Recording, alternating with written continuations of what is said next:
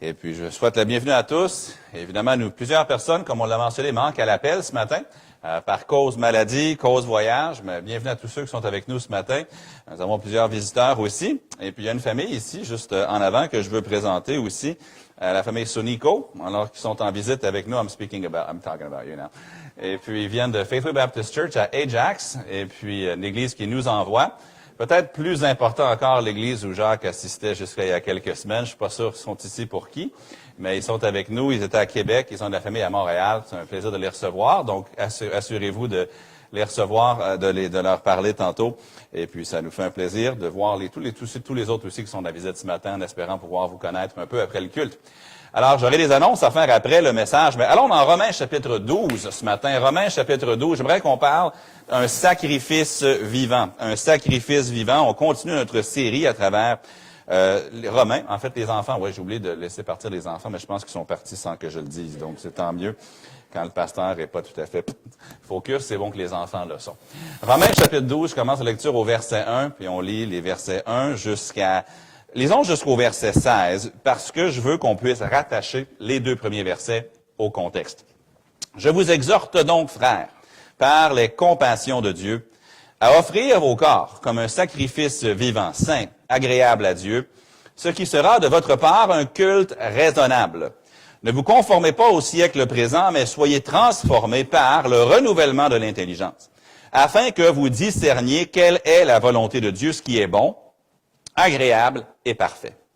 Par la grâce qui m'a été donnée, je dis à chacun de vous de n'avoir pas de lui-même une trop haute opinion, mais de revêtir des sentiments modestes, selon la mesure de foi que Dieu a départie à chacun. Car, comme nous sommes plusieurs membres dans un seul corps et que tous les membres n'ont pas la même fonction, ainsi, nous qui sommes plusieurs, nous formons un seul corps en Christ, et nous sommes tous membres les uns des autres. Puisque nous avons des dons différents selon la grâce qui nous a été accordée, que celui qui a le don de prophétie l'exerce en proportion de la foi, que celui qui est appelé au ministère s'attache à son ministère, que celui qui enseigne s'attache à son enseignement, et celui qui exhorte à l'exhortation, que celui qui donne le fasse avec libéralité, que celui qui préside le fasse avec zèle, que celui qui pratique la miséricorde le fasse avec joie. Que l'amour soit sans hypocrisie. Ayez le mal en horreur, attachez-vous fortement au bien. Par amour fraternel, soyez pleins d'affection les uns pour les autres. Par honneur, usez de prévenance réciproque. Ayez du zèle et non de la paresse. Soyez fervents d'esprit. Servez le Seigneur. Réjouissez-vous en espérance. Soyez patients dans l'affliction. Persévérez dans la prière.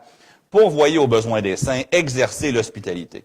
Bénissez ceux qui vous persécutent. Bénissez et ne maudissez pas. Réjouissez-vous avec ceux qui se réjouissent. Pleurez avec ceux qui pleurent. Ayez les mêmes sentiments les uns envers les autres. N'aspirez pas à ce qui est élevé, mais laissez-vous attirer par ce qui est humble. Ne soyez point sages à vos propres yeux. Prions. Père Céleste, je ne suis pas digne d'être devant ton peuple ce matin. Je ne suis pas digne d'ouvrir ta parole, de la partager. La seule chose en nous qui est digne, c'est le Seigneur Jésus. Le Seigneur Jésus, le Saint-Esprit qui nous habite et qui nous transforme et qui nous fait grâce, qui nous fait miséricorde. Notre présence dans ta maison aujourd'hui, c'est une grâce. Ma présence avec mes frères et mes sœurs en Christ, c'est aussi une grâce, une faveur imméritée. Mais maintenant, nous avons les regards tournés vers toi. Parce que dans la parole de Dieu, dans la Bible, nous savons non seulement que nous trouvons la vie éternelle, que nous trouvons l'Évangile, mais de plus aussi nous trouvons des instructions pour une vie ici-bas, une vie abondante, une vie qui vaut la peine d'être vécue, une vie qui satisfait. Alors, je ne sais pas c'est quoi les besoins spéciaux, précis de chaque personne ce matin, mais je te demande que tu puisses nourrir chaque âme comme il ou elle a besoin aujourd'hui. Je le prie au nom du Seigneur Jésus. Amen. Parfois, dans la vie, nous cherchons la volonté de Dieu en boutique plutôt qu'aller au marché. Vous dites, qu'est-ce que tu veux dire par là? Si vous allez au marché, vous allez trouver de tout. En fait, si vous allez dans certains marchés, vous pouvez trouver à peu près tout ce que vous avez besoin, des vêtements à la nourriture, à différentes choses. Mais quand tu vas dans une boutique, généralement, c'est parce que tu y vas pour une chose. Si vous allez chez Aldo, qu'est-ce que vous allez trouver? Des chaussures, n'est-ce pas? Je ne sais même pas si ça existe encore, Aldo, peut-être que je suis un petit peu en retard. Vous allez chez Spring, vous allez peu importe où, chez Rubino, ici, vous allez trouver des chaussures. C'est à peu près tout. Peut-être des sacoches, peut-être des ceintures, mais vous allez là pour des chaussures. Si vous décidez d'aller, je sais pas moi, dans un magasin de vêtements, vous allez là pour des vêtements. Si vous n'allez pas là pour la nourriture, vous allez là pour des vêtements. Si vous allez dans un magasin qui vend des cosmétiques, du maquillage, vous allez là pour du maquillage, vous n'êtes pas là pour trouver autre chose. Une boutique, ça se spécialise dans une chose. Un marché, ça se spécialise ou ça offre beaucoup de choses. Maintenant, des fois, en tant qu'enfant de Dieu, on va magasiner dans des boutiques. On veut la volonté de Dieu pour la personne avec qui je vais passer ma vie. Je suis pas tellement intéressé à savoir ce qu'il veut pour moi, pour ma carrière, mais je suis intéressé de savoir avec qui il veut que je passe ma vie. Donc, je vais dans cette boutique-là pour trouver sa volonté là-dessus. Ou encore, des fois, on cherche sa volonté sur autre chose et on magasine sa volonté par département. C'est comme aller au centre d'achat. On passe devant un magasin, on dit « Ah non, ça m'intéresse pas. J'ai pas besoin de la volonté de Dieu dans ça, mais je veux sa volonté de Dieu ici. » Puis on va cibler des départements dans notre vie où on veut vraiment que Dieu nous montre sa volonté, mais sur le plan large, on préfère demeurer quelque peu en contrôle. On peut chercher la volonté de Dieu pour le mariage, pour l'habitation, mais honnêtement, on ne peut pas vivre comme ça. La volonté de Dieu, soit on la veut ou on la veut pas. Soit on veut vivre une vie qui plaît à Dieu, ou on veut vivre une vie qui nous plaît à nous. Et on peut pas la couper en petits départements et puis juste dire, ça j'aime ça j'aime pas ça, ici je veux Dieu, ici je le veux pas. Maintenant, je veux qu'on comprenne bien. Nous n'avons pas des vies, nous avons une vie. Des fois, quand on parle, on dit, dans ma vie professionnelle, dans ma vie personnelle, dans ma vie amoureuse, dans ma vie familiale, ma vie privée, puis là on a tous les adjectifs qu'on colle derrière le mot « vie ». Je comprends, c'est des expressions qui nous aident à cibler un peu plus précisément de quoi on parle dans la vie. Cependant, on n'a pas des vies, on a une vie. J'ai une vie. Et dans ma vie, oui, mon mariage est dans ma vie. Oui, mon travail est dans ma vie. Et oui, mes relations sont dans ma vie. Et oui, il y a des parties de ma vie qui sont à l'abri des regards, simplement par cause modestie. Il y a des choses dans ma vie qui sont plus publiques que d'autres, mais j'ai une vie. J'en ai qu'une. Je n'ai pas des vies, j'ai une vie. Et soit je désire que Dieu soit glorifié dans ma vie, mais je ne vais pas dire, je veux qu'il soit glorifié dans tel domaine de ma vie, mais dans cet autre domaine, je ne suis pas tellement intéressé. J'espère que nous avons tous le désir de vivre la seule vie que nous avons pour la gloire de Dieu. Et aussi pour notre satisfaction, parce que lorsque tu la vis pour sa gloire, c'est là que tu es satisfait. C'est là que tu es, j'aime pas tellement le mot parce qu'il est trop utilisé puis il est un peu faible, mais c'est là qu'on est heureux. J'ai lu une histoire d'un missionnaire qui est allé en 1964 en Afrique. Puis en novembre 1964, l'anarchie s'est prise du Congo belge. Il y avait un missionnaire au Congo belge du nom de M. Tucker, J.W. Tucker. Et il savait qu'il était à risque, mais il est resté là où Dieu l'avait placé. Un jour, il y a une meute qui l'a attaqué avec des bâtons, avec leurs poings, avec des bouteilles brisées. Ils ont pris son corps, ils l'ont jeté dans l'arrière d'un camion, ils sont partis une bonne distance et ils ont lancé son cadavre dans la rivière Bomokande. Je ne sais pas si je le dis bien, là, mais dans la République démocratique du Congo aujourd'hui. M. Tucker avait tout risqué. Apparemment, il n'y avait eu aucun fruit de son ministère. Mais 30 ans plus tard, un des amis de Tucker, M. Wideman, John Wideman, qui est un bon ami à lui, était dans le pays qui était maintenant appelé Zaïre. Et il a appris comment Dieu avait utilisé le sacrifice de M. Tucker. La rivière Bomokande, elle coule à travers le territoire d'une tribu qui s'appelle la tribu Mangbeto. C'était un peuple qui était à l'abri de l'Évangile, il n'avait jamais entendu parler de Christ. Et pendant un temps de guerre civile, le roi de la tribu Mangbeto était vraiment agacé par toute la violence et il a appelé le gouvernement central à Kinshasa pour de l'aide. Le gouvernement a envoyé un homme qu'ils appelaient le brigadier, un policier haut gradé avec une grande stature, une grande réputation qui venait de la région de Isiro. Et M. Tucker, avant sa mort, avant d'être jeté au crocodile dans la rivière, 2 mois avant sa mort, M. Tucker avait donné l'Évangile à ce brigadier qui s'était converti à Jésus-Christ. Le brigadier était déterminé d'atteindre les Mangbeto avec l'Évangile, parce que l'Évangile, c'est le seul sentier qui procure la paix. Étant un nouveau chrétien, il a fait de son mieux pour témoigner, mais sans trop d'efficacité. Un jour, il a entendu d'une vieille tradition Mangbeto qui disait « Si le sang d'un homme coule dans la rivière Bomokande, vous devez écouter son message. » Et cette expression était une expression populaire parmi les Mangbeto. Le brigadier a appelé le roi et les anciens du village. Tous se sont assemblés pour écouter son discours. Et il dit, « Il y a un certain temps de ça, un homme a été tué et son corps a été lancé dans votre rivière Bomokande. Les crocodiles de la rivière l'ont mangé. Son sang a coulé dans votre rivière. Mais avant qu'il ne meure, il m'a donné un message. Et ce message part du Fils de Dieu, le Seigneur Jésus-Christ, qui est venu dans ce monde pour sauver les gens qui sont des pécheurs. Il est mort pour le monde entier. Il est mort pour mes péchés. J'ai reçu ce message et ça a changé ma vie. » Alors que le brigadier prêchait, le Saint-Esprit de Dieu est descendu et des gens ont commencé à demander aux gens, au Seigneur de les sauver et plusieurs furent convertis. Depuis ce jour, des milliers de Mangbeto sont venus à Christ et des douzaines d'églises ont été ouvertes à cause du message d'un homme dont le sang avait coulé dans la rivière Bomokande. Cet homme-là, qu'on connaît simplement sous le nom de Tucker, M. G.W. Tucker, s'est offert en sacrifice pour Christ. Il a préféré rester là et se sacrifier pour Christ que de se sauver et de vivre une vie plus aisée, certes, mais une vie qui n'aurait pas été aussi utile à Jésus-Christ. Maintenant, pour la plupart d'entre nous, on n'aura pas à être jeté au crocodile. Des fois, on va être jeté cependant devant des collègues de travail qui se moquent de notre foi. Des fois, on va faire face à des membres de la famille qui vont aller jusqu'au bord de la haine à cause de Jésus-Christ. Et parfois, il y a un prix à payer. Et oui, parfois, on peut vivre une vie qu'on trouve un compromis. On se dit, moi, je vais vivre ma vie pour moi, comme ça, je n'aurai pas autant de difficultés, mais tu ne peux jamais être satisfait tant que tu ne vis pas ta vie en sacrifice pour Jésus-Christ.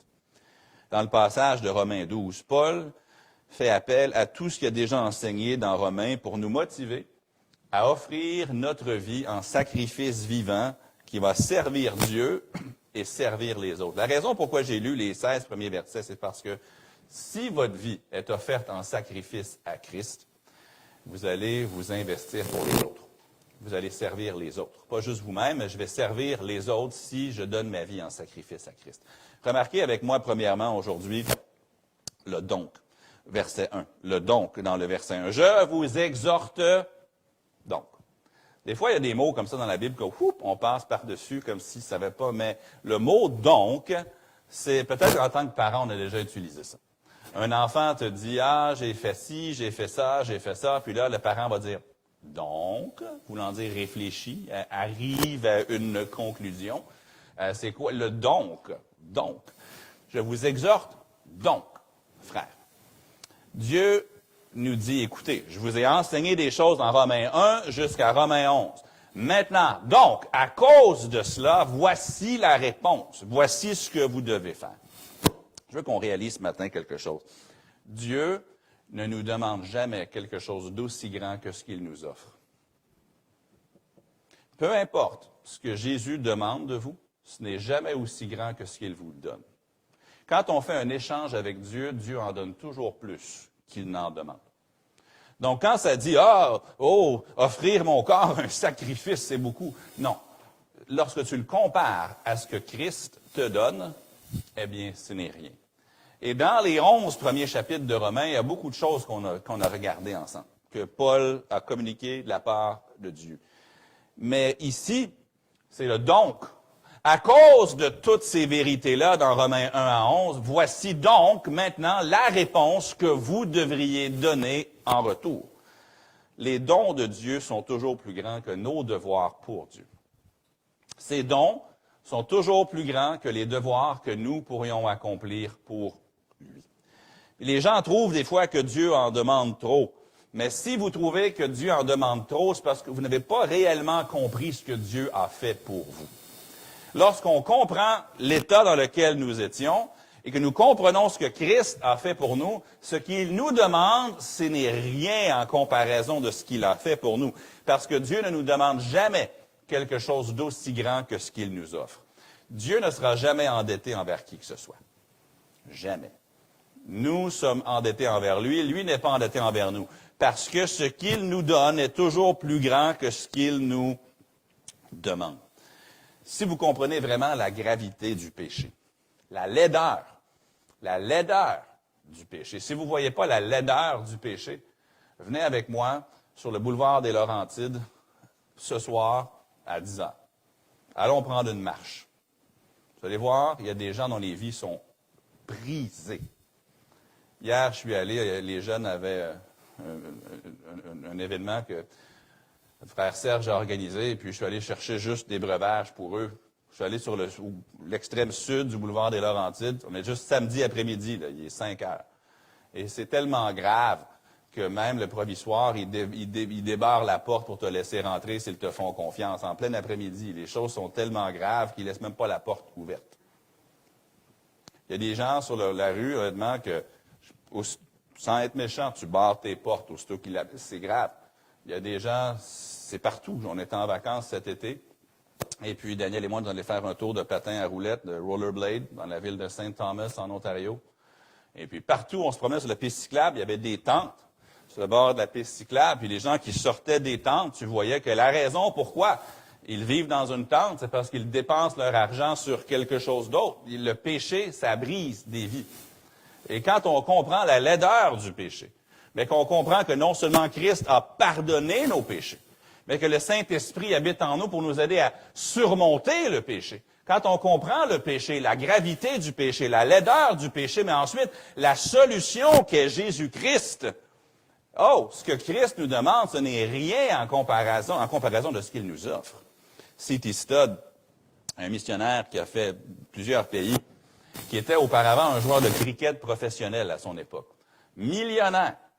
Ça serait un peu l'équivalent de si, je ne sais pas, Cristiano Ronaldo aujourd'hui quittait le foot pour aller être un missionnaire.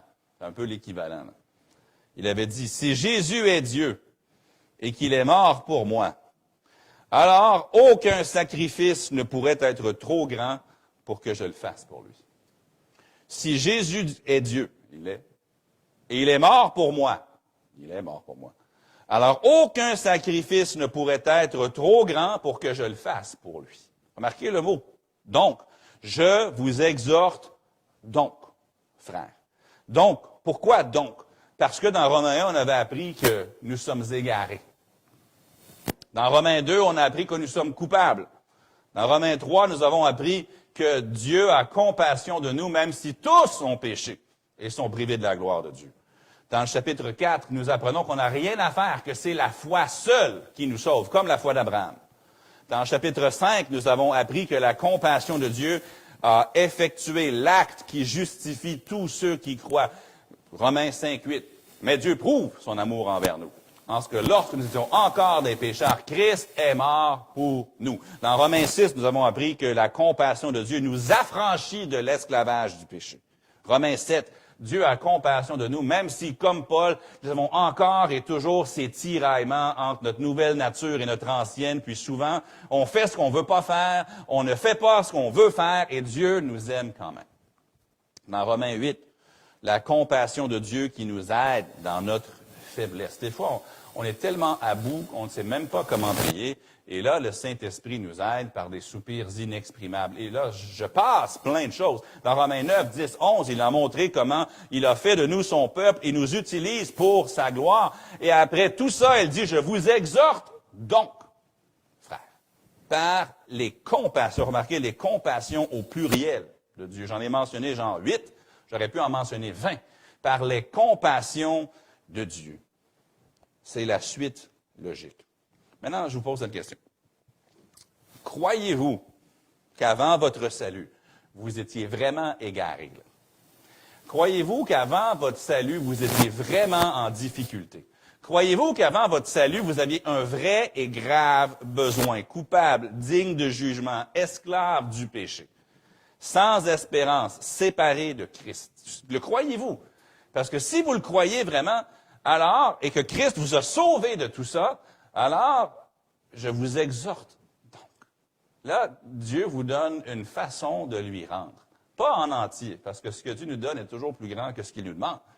Mais il nous donne l'occasion de lui rendre une partie de ce qu'il a fait pour nous. Peut-être êtes-vous ici ce matin, peut-être vous êtes jeune, moins jeune, je ne sais pas, mais peut-être qu'il n'y a jamais eu un moment dans votre vie où vous avez dit, « Seigneur Jésus, je te demande pardon pour mes péchés. Seigneur Jésus, je te demande de me sauver. Seigneur Jésus, je crois que tu es mort à la croix à ma place et je te demande de me sauver, de me pardonner. » S'il n'y a jamais eu ce moment-là, c'est ce qu'il faut faire. Il faut confesser le nom de Jésus-Christ comme votre sauveur. Mais si vous l'avez fait, alors allons à la fin du verset 1. Remarquez non seulement ça, mais remarquez le don envers Dieu aussi. Je vous exhorte donc, frères, par les compassions de Dieu, à offrir vos corps comme un sacrifice vivant, saint, agréable à Dieu, ce qui sera de votre part un culte raisonnable. Souvent, ces versets-là sont traités comme un bloc indépendant. Et c'est un peu ce qu'on fait ce matin, mais je veux aller plus loin un petit peu. C'est pas mal en soi d'utiliser les deux versets juste comme un bloc. Cependant, il faut qu'on comprenne quelque chose. Ces deux versets-là sont un pont. Un pont entre les 11 premiers chapitres de Romains, qui sont de la doctrine, de la théologie. Un pont entre ça et les 5 derniers chapitres de Romains, qui sont de la pratique. Si vous lisez les épîtres de Paul, vous allez voir que souvent, ces épîtres, on peut les séparer en 2 sections assez distinctes. Une section d'enseignement, puis une section pratique. Une section de théologie, puis une section d'agissement par la suite. Par exemple, si vous prenez Éphésiens. Éphésiens a 6 chapitres. Les 3 premiers chapitres d'Éphésiens, c'est de la théologie à l'état pur. Ensuite, si vous prenez les chapitres 4, 5, 6, c'est de la théologie aussi, mais c'est ce que faire. Les 3 premiers chapitres nous expliquent ce que Christ a fait. Ensuite, les 3 derniers nous expliquent ce que nous pouvons faire par la suite. Romains, c'est un peu pareil. Mais au lieu d'être 3 chapitres et 3 chapitres, c'est 11 chapitres, puis 5 chapitres. 11 chapitres de voici ce que Christ fait pour vous, et 5 chapitres maintenant de ce que vous pouvez faire pour Christ. Puis Romains 12, 1 et 2, ça fait le pont ou le lien entre les deux. À cause du sacrifice de Christ et de tout ce que ça comporte, maintenant, moi, j'ai l'occasion de lui rendre une partie de ce qu'il a fait pour moi. Il y a des fourmis qu'on trouve en Amérique centrale ou en Amérique du Sud. Et dans les forêts tropicales, souvent, ces fourmis-là vont se coucher sur les obstacles ou dans les trous qui entrent leur armée de fourmis et la source de nourriture. Et les fourmis vont remplir les trous de leur corps pour que les autres fourmis puissent passer sur leur corps pour se rendre là où il y a la nourriture. Des fois, une fourmi peut bloquer un trou avec son corps, puis il y a 200 000 autres fourmis qui vont passer sur elle. Dans un sens, elle se sacrifie pour que le reste des fourmis puissent aller trouver à manger. Ils ont trouvé ces fourmis-là en faisant des recherches pour l'université de Bristol. Ils ont fait plein d'expériences avec des planches. Ils faisaient des trous dans les planches. Puis chaque fois qu'ils mettaient les fourmis sur la planche, une fourmi qui allait trouver le trou, elle se couchait dans le trou, puis les autres fourmis pouvaient passer dessus. Maintenant, elle ne mourait pas. Elle faisait un sacrifice vivant. Puis quand les fourmis trouvaient la nourriture, puis ils revenaient, elle se relevait, sortait du trou, puis ils repartaient avec le reste de l'armée de fourmis. Mais c'est bien pour nous de croire tout ce que Jésus a fait pour nous. Mais il y a un moment où on a un choix à faire. Est-ce que je vais m'investir moi-même pour la cause? Est-ce que je vais moi-même me coucher, si vous voulez, dans le trou, au pire, être un sacrifice vivant pour que l'œuvre de Dieu puisse avancer, pour que d'autres puissent entendre parler du Seigneur Jésus? C'est bien le donc, mais là, parlons du don, mais surtout le don envers Dieu. Donc, Romains 12, 1 et 2, ça forme ce pont qui nous permet de passer de la section théologie à la section pratique. À cause des compassions de Dieu, nous devons offrir notre être à Dieu. Ça dit offrir vos corps. Maintenant, la raison pourquoi ça dit le corps, c'est parce que le reste du chapitre va parler des dons spirituels, en particulier des dons envers l'Église. Et même si, oui, c'est notre esprit puis notre âme qui sont en fonction, Ultimement, c'est à travers le corps que beaucoup de choses vont se faire. Si vous allez amener, s'il y a quelqu'un dans l'Église qui est malade et vous allez lui amener un repas, c'est votre corps qui est allé. Vous n'êtes pas allé en esprit, là. Vous êtes allé physiquement, n'est-ce pas? Si vous allez visiter quelqu'un à l'hôpital qui est malade, c'est votre corps qui y va. Oui, c'est votre esprit, c'est votre âme qui vous pousse à y aller, mais ultimement, c'est physiquement que vous l'avez fait. Des fois, on a dit, « Ah, c'est la pensée qui compte. » Quand tu as faim, là, non. La pensée qui compte, « Ah, ils ne sont pas venus me voir, mais ils ont pensé. » Ultimement, on veut que nos intentions deviennent des gestes, n'est-ce pas? Et pour ça, il faut qu'on offre nos corps en sacrifice vivant. Mais remarquez le mot que ça dit. Ce qui sera de votre part un culte raisonnable. Le mot raisonnable, dans l'original, c'est le mot logikos. Logique. Il s'ensuit que si Christ a fait ça pour toi, c'est logique que tu sois prêt à faire ça pour lui. On était aux États-Unis, on était à Plattsburgh vendredi dernier.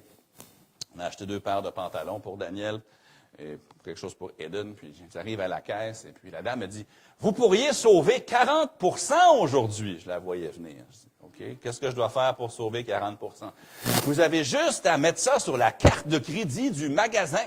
J'ai dit « Ça va me coûter combien en intérêt? » 29 % d'intérêt. Je dis « Ouais, voilà, non. Ce n'est pas un échange logique pour moi. » Sauver 25 $, puis ensuite avoir une carte de crédit à presque 30 % d'intérêt, pour moi, c'est pas un bon deal. C'est pas vraiment un bon échange. Pour moi, c'était pas raisonnable.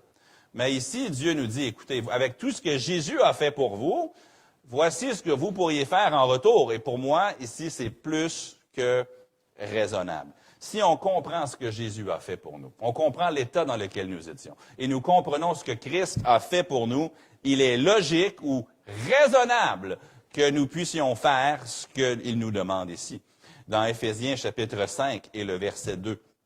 Dans Éphésiens 5, 2, ça nous dit « Et marchez dans l'amour ou dans la charité, à l'exemple de Christ, qui nous a aimés et qui s'est livré lui-même à Dieu pour nous comme une offrande et un sacrifice de bonne odeur. » Donc, on marche dans la charité à l'exemple de Christ. Dans le fond, je ne fais qu'imiter ce qu'il a fait. À cause de ce qu'il a fait pour moi, je fais quelque chose en retour pour lui. Dans le reste du verset 2, Paul va développer ce qu'est ce culte raisonnable. Si Christ a tout fait ça pour moi, OK, je veux offrir mon corps en sacrifice vivant, mais ça ressemble à quoi vraiment dans la pratique? Comment est-ce que je peux offrir mon corps comme un sacrifice vivant? Remarquez ce que ça dit au verset 2. Ne vous conformez pas au siècle présent. J'ai souvent entendu ce verset-là utilisé pour nous dire « Ah, tu ne devrais pas écouter telle musique, ne te conforme pas au siècle présent. » Et c'est vrai qu'il y a des musiques qui communiquent des messages qui vont à l'encontre de Christ. « Ah, tu ne devrais pas porter ça, ou tu ne devrais pas manger ça, ou tu ne devrais pas boire ça, tu ne devrais pas aller là. » Et il y a une application là qui est certainement possible, et la sainteté, c'est un sujet qui est abondamment discuté dans les Écritures. Mais de ne pas se conformer au siècle présent, ça va au-delà de ça. À la lumière des compassions de Dieu, est-ce que je vais me sacrifier pour Christ ou est-ce que je vais me dépenser pour les valeurs du monde? Ultimement, c'est ça qu'il dit. Il met en opposition se sacrifier pour Christ et se conformer au siècle présent. Est-ce que, dans ma vie, je vais vivre ma vie pour la même raison que le voisin vit la sienne? Est-ce que je vais vivre ma vie pour la même raison que les gens aujourd'hui exercent leur passion? Et selon cette pensée-là, tout ce qui vous dérobe à une utilité pour Christ est la conformité au monde. Tout ce qui vous empêche, tout ce qui empêche votre vie d'être utile pour l'éternité, c'est la conformité au monde. Est-ce que c'est mal d'avoir, je ne sais pas, un chalet? Non. Mais si ton chalet t'empêche de servir Christ, là, tu es conforme au monde. Est-ce que c'est mal d'aller en voyage? Non, moi, j'aime voyager quand je le peux. Mais si ma passion pour ça m'empêche de servir Christ, ça serait la conformité au monde. Est-ce que c'est mal de travailler et d'avoir un bon salaire, même de faire du surtemps? Non! Dieu pourvoit, gloire à Dieu pour ça. Mais si ta carrière est si investie, que tu es si investi dedans que ça t'empêche de servir Dieu, alors là, peut-être que tu es en train de te conformer au siècle présent. Parce qu'il met en opposition la conformité au siècle présent et le sacrifice pour Christ. Dans 1 Timothée, chapitre 4 et le verset 10, ça parle d'un homme qui s'appelait Démas. On se souvient de Démas? Démas avait été dans l'entourage de Paul. Et Paul, avec le cœur lourd, sans doute écrit, « Démas m'a abandonné ». Puis il dit très clairement, « Par amour pour le siècle présent ». Démas, un jour, servait Dieu, puis ensuite il a dit, « Fini, moi je ne sers plus Dieu parce que j'aime le siècle présent ». Puis il est allé à Thessalonique, une ville de commerce, une ville sur une autoroute de marchands. Puis il est allé, puis en bon québécois, il a fait du cash. Par amour pour le siècle présent, il a abandonné Paul. Donc l'opposition est là. Est-ce que je veux vivre la vie pour ce que le monde offre, ou est-ce que je veux vivre ma vie par amour pour Christ? Qu'est-ce que je désire précisément? Dans Tite 2, 11 et 12, ça nous dit « Car la grâce de Dieu, source de salut pour tous les hommes, a été manifestée. Elle nous enseigne à renoncer à l'impiété et aux convoitises mondaines et à vivre dans le siècle présent selon la sagesse, la justice et la piété. » Donc, on doit ne pas se conformer au siècle présent. Deuxièmement, on doit être transformé par le renouvellement de l'intelligence. La manière de changer votre vie, c'est de changer comment vous pensez. Si tu changes comment tu penses, tu vas changer comment tu vis. Dans le monde, il y a une expression qui est souvent utilisée dans les médias. Il faut faire de l'éducation. Qu'est-ce qu'elle veut dire par là? C'est par exemple, il y a un scandale, disons, un jeune homme ou des jeunes hommes ont traité des femmes d'une façon dont on ne devrait jamais traiter quelqu'un. Puis qu'est-ce qu'ils vont dire? Ah, il faut aller dans les écoles pour faire de l'éducation. Maintenant, ils n'ont pas tort. Ils n'ont pas tort, parce que si tu changes comment les gens pensent, tu vas changer comment ils agissent. Ce qui manque, c'est Jésus-Christ, par exemple. Okay, c'est beau faire de l'éducation, mais de l'éducation sans Jésus-Christ, ça peut améliorer une situation locale, mais ça ne va jamais changer le problème de péché des gens. Cela dit, je suis quand même pour éduquer les gens à mieux penser. Cependant, ici, c'est la même chose.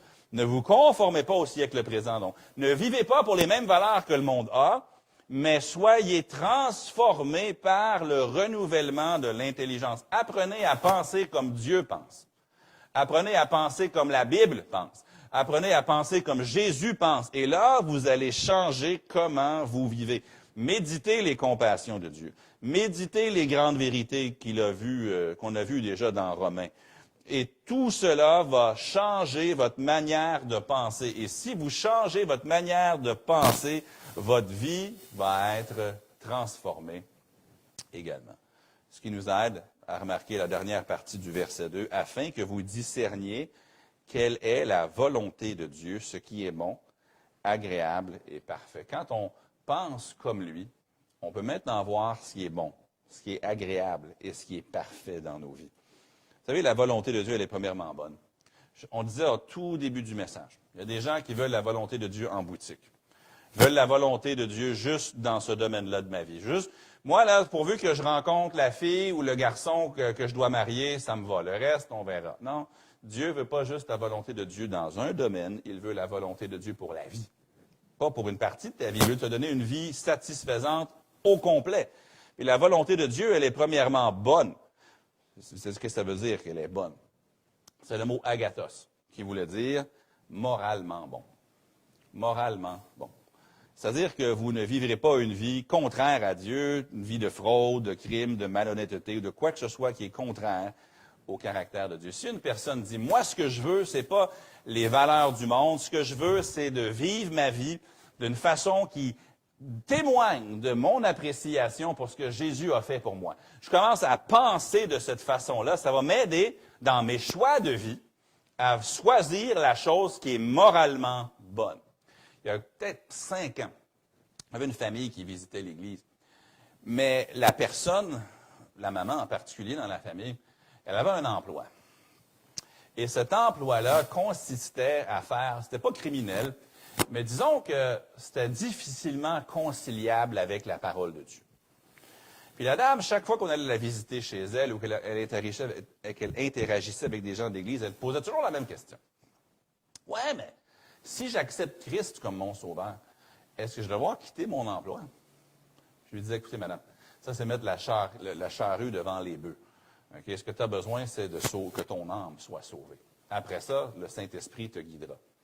Mais moi, jamais cette dame-là n'est venue à Christ, jamais. Parce qu'elle avait tellement peur de devoir quitter son job, parce qu'elle voyait bien que la Bible condamne ce qu'elle faisait. C'était pas de la prostitution, rien de ça, mais c'était des produits qui, généralement parlant, parmi les chrétiens, sont reconnus comme étant contraires à la sobriété. Et puis, jamais elle est venue à Christ à cause de ça. Bien, je suis convaincu que, merci, je suis convaincu que si cette dame-là était venue à Christ, Dieu lui aurait trouvé un autre emploi. Peut-être même un meilleur emploi. Parce que lorsque tu abandonnes les valeurs du monde, pour plutôt être transformé dans ton intelligence et de penser comme Christ, il te mène vers sa volonté qui est agathos, qui est moralement bonne. Alors Dieu ne va pas te mener dans un endroit qui est contraire à sa parole, et s'il est fidèle, et il l'est, il va pourvoir pour toi à l'intérieur du cadre de sa volonté. Sa volonté, elle est premièrement bonne, mais ensuite, remarquez, ça dit deuxièmement aussi, ce qui est bon, agréable et parfait. Agréable, c'est sûr que sa volonté, elle est agréable à Dieu, mais lorsqu'on trouve la raison pour laquelle Dieu nous a créés, lorsqu'on trouve la raison pour laquelle Dieu nous a fait, on trouve ça agréable. Est-ce que connaissez-vous quelqu'un qui aime courir des triathlons? J'ai un ami qui vient juste de faire un triathlon. Moi, ça ne m'intéresse pas un triathlon. Je vais être honnête, là, ça me dit là, oh, hey, j'ai un but pour toi. Tu pourrais courir un triathlon. Je dirais, je ne veux plus être ton ami. Je ne suis pas intéressé. Le gym, c'est correct, là. Courir un 5 km, j'ai déjà fait un 10. Mais courir un triathlon, là, ça ne m'intéresse pas. Mais lui, physiquement, il est bon là-dedans. Lui, c'est quelqu'un qui prend plaisir à pousser la machine, puis à s'épuiser. Puis lui, là, quand il a fait du vélo, puis de la nage, puis il court, puis il est couché sur le dos, sur le gazon, à essayer de trouver de l'oxygène, il trouve ça agréable. Moi, non.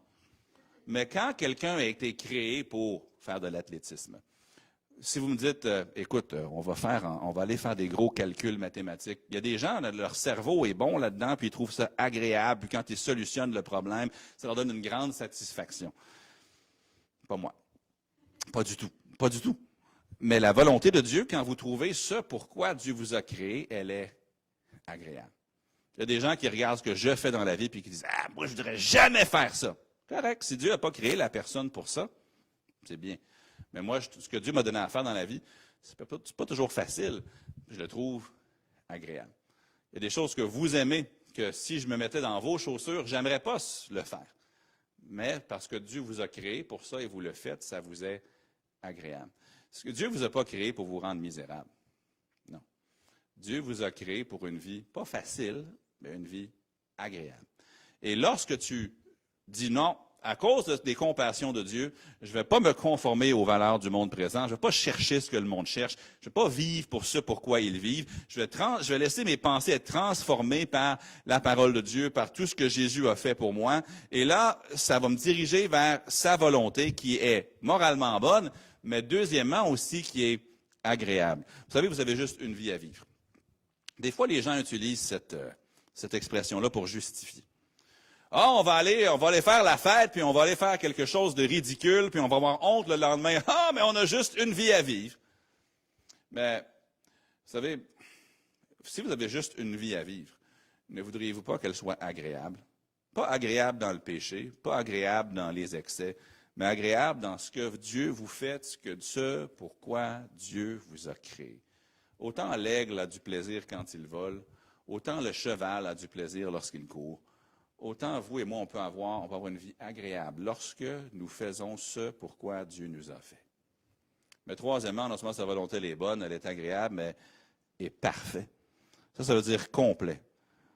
Si vous vous offrez à Dieu en sacrifice vivant, vous lui permettez de changer votre manière de penser, vous allez trouver qu'il va pas vous donner une vie vide. une vie frustrante. Vous dites, ouais, mais tantôt, tu as parlé d'un missionnaire qui s'est fait jeter au crocodile. Moi, je ne pense pas que c'est une vie satisfaisante. Pour lui, ça l'était. Parce que pour lui, d'avoir l'honneur de prêcher l'Évangile, c'était plus satisfaisant que d'aller faire autre chose. Même si ça lui coûtait sa vie. Et Dieu lui a donné une satisfaction surnaturelle à faire quelque chose que vous et moi, on trouverait non. Mais la volonté de Dieu, elle est complète, elle est parfaite. Personne qui vit pleinement la volonté de Dieu n'arrive au bout de sa vie et dit « Ouais, ben ça, c'était inutile. Ah ben ça, c'était vide. Ah ben ça, c'était fade. » Non, elle est bonne, agréable et complète ou parfaite aussi. Tu arrives au bout de ta vie et tu es rassasié. Puis troisièmement, on voit les dons de Dieu. Je ne vais pas le développer ce matin, mon temps est écoulé, mais dans les versets 3 à 12, on voit beaucoup de dons spirituels. Le donc, c'est les compassions de Dieu. À cause des compassions de Dieu, voici donc ce qui est raisonnable. Et ça, c'est un don de moi-même à Dieu. Je m'offre en sacrifice vivant. Lorsque je le fais, il y a quelque chose qui va se manifester à travers moi. Ça, c'est le reste du chapitre presque au complet. Les dons, pas mon don envers Dieu, mais les dons de Dieu à travers moi. Et ça va bénir les autres autour de moi, ça va bénir l'Église, ça va bénir les gens que je rencontre, les dons de Dieu. Il nous dit au verset 3 de rester humble. On ne peut pas s'enorgueillir du fait qu'on est un sacrifice vivant, mais Dieu va utiliser notre vie pour quelque chose de bien, quelque chose de complet, quelque chose qui nous satisfait. Je termine avec une histoire. En 2005, il y avait un nom du nom de Shin Dong-hyuk. C'est un homme qui était en Corée du Nord. Ce qui était particulier de M.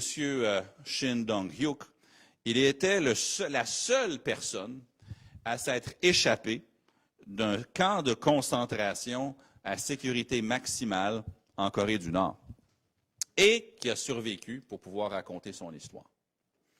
Shin était né dans la prison. Il était né dans le camp de concentration. Et il n'avait jamais connu la liberté. Il n'avait jamais mis pied à l'extérieur du camp de concentration, ne connaissait rien d'autre.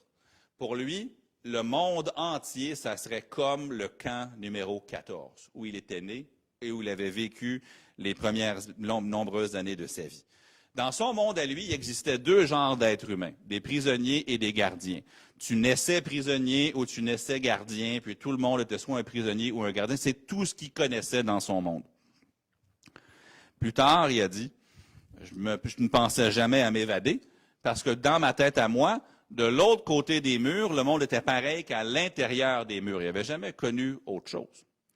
Et tous les jours, Shin se levait, on lui disait quoi faire, il le faisait. Et pendant 23 ans, tous les jours, il avait faim, et tous les jours, il était exténué à cause de son travail dans le camp de concentration. Mais Shin dit, un jour, tout a changé. Un nouveau prisonnier appelé Park est arrivé au camp 14.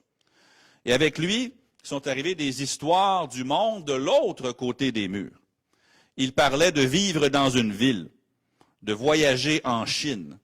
Mais une chose dont Park parlait a commencé à activer l'imagination de Shin Dong-hyuk plus que toute autre chose. Monsieur Park lui parlait de poulet rôti. Du poulet rôti. Et il a dit, je ne savais pas c'était quoi du poulet. Je savais encore bien moins ce que c'était du poulet rôti, mais je savais deux choses. Je savais que les gens libres en avaient et je savais que ça goûtait bon. Et dans mon cœur, je voulais goûter du poulet rôti. Je voulais sortir de la prison pour aller découvrir ce que c'était la liberté, mais la liberté pour moi, c'était de pouvoir manger du poulet rôti. Et un jour, M. Shin et M. Park ont décidé de s'évader. Le problème, c'est qu'autour du camp de concentration, il y avait une grosse clôture électrique. Et M. Park a été le premier à essayer d'escalader la clôture. Et il est mort avec des milliers de volts d'électricité qui ont traversé son corps et l'ont électrocuté. Mais son corps est devenu un genre de pont sur lequel Shin a pu traverser pour sortir du camp de concentration et s'évader.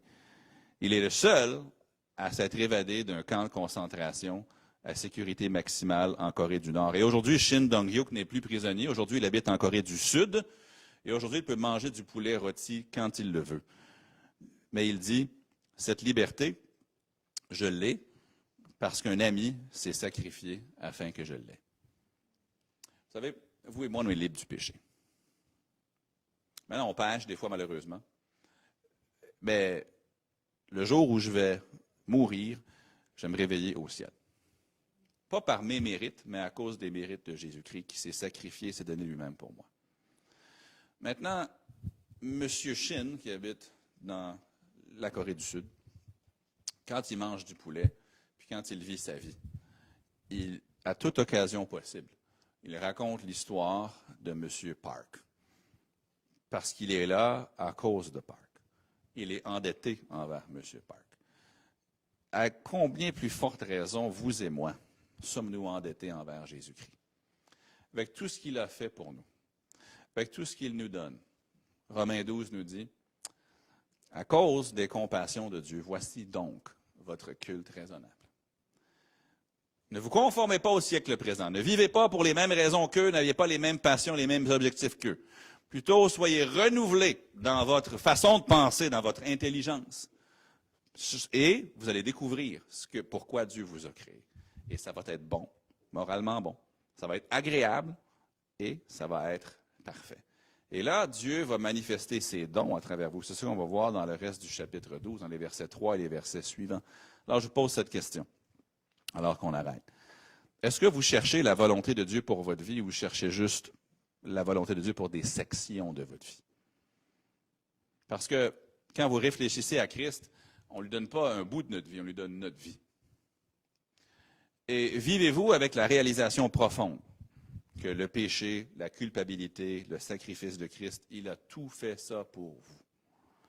Puis si Christ est Dieu, et il l'est, et qu'il s'est offert en sacrifice pour vous, quelle est la réponse logique?